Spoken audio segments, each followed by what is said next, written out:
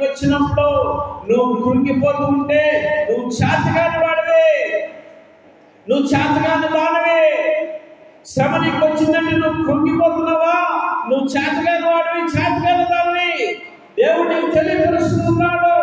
శ్రమ వస్తే నువ్వు మోకరించి ప్రార్థన చేయి, మోకాళ్ళ మీద ప్రార్థన చేయి. నీ దేవుడిని నువ్వు మొరపెట్టు.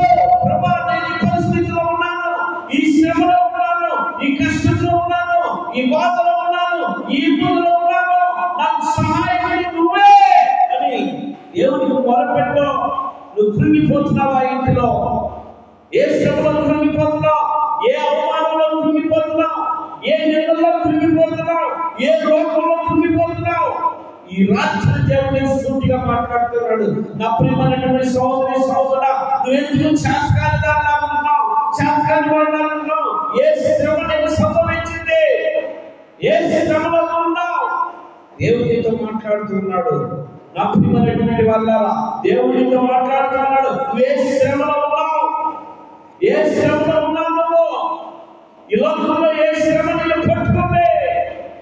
ఈ రాత్రి దేవునితో మాట్లాడుతున్నాడు. దేవుని సన్నిధికి రా, దేవునితో సహవాసం చేయి, దేవుని వెంబడించు. చేతకాని వాడిలాగా, చేతకాని దానిలా కాదు. ప్రార్థన చేయి, ప్రార్థనలో పట్టుదల కలిగి ఉండు, ప్రార్థనలో నమ్మకం కలిగి ఉండు, ప్రార్థనలో విశ్వాసం కలిగి ఉండు. ప్రార్థన ద్వారా నీ క్రియలను మార్చుకో, ప్రార్థన ద్వారా నీ ఉద్దేశాలు మార్చుకో, ప్రార్థన ద్వారా నీ తలపులు మార్చుకో, ప్రార్థన ద్వారా నీ ఆవేశాన్ని మార్చుకో, నీ ఊహ గానాలను మార్చుకో. ప్రార్థన చేయి.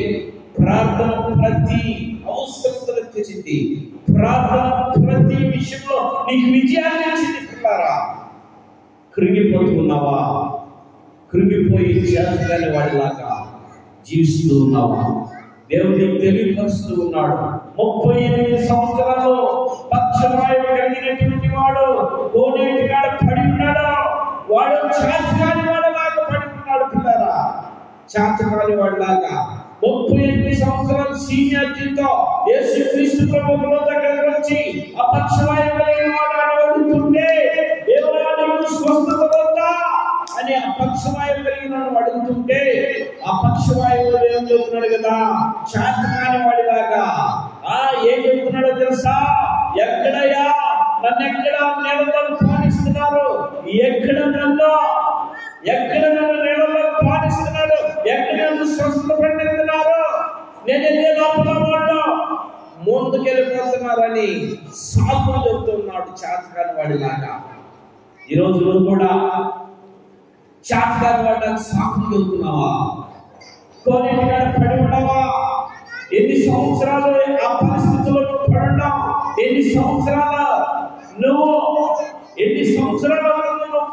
పడుతున్నటువంటి బాధ నిమిత్తం, ఎన్ని సంవత్సరాలు నువ్వు పడుతున్న కష్టాల నిమిత్తం, ఎన్ని సంవత్సరాలు అవుతుంది నువ్వు పడుతున్న వేదన నిమిత్తం? పక్షవాయువు కలిగిన వాడు పడి ఉన్నట్టు నువ్వు పడి ఉండవు. కానీ స్వస్థత పడాలని, నెమ్మది కలగాలని, నెమ్మది పడాలని, ఆనందం ఉండాలని, సంతోషంగా ఉండాలని నీకు అయిష్టముగా ఉన్నది. వాడు అయిష్టంగా ఉన్నాడు. స్వస్థత వాడు కొద్దాడు. ఎందుకంటే అక్కడ అన్ని జరిగిపోతున్నాయి, సమస్తం జరిగిపోతున్నాయి. వాడికి సుఖానుభవంగా అనుభవిస్తూ ఉన్నాడు. నీ జీవితంలో కూడా సుఖానుభవాల కోసం ఎదురు చూస్తున్నావా? సుఖానుభవాలు ఎదురు చూస్తున్నావా? సుఖం కావాలా నీకు? సుఖం కావాలా నీకు? చెప్పు, సుఖం కావాలా నీకు? సుఖానుభవాలతో ఉంటావా నువ్వు? చెప్పు, ఏ సుఖం కావాలా నీకు?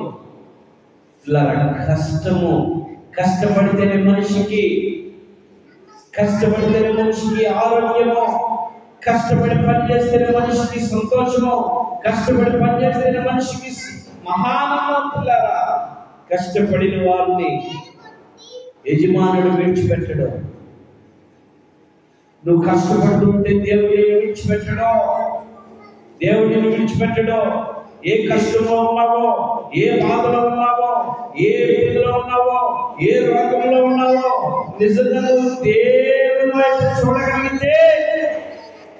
దేవుడు నిన్ను బలపరుస్తాడు, దేవుడు నిన్ను బాగు చేస్తాడు, దేవుడు నిన్ను ఆశీర్వదిస్తాడు. ఈ రాత్రి నువ్వు తెలుసుకుంటున్నా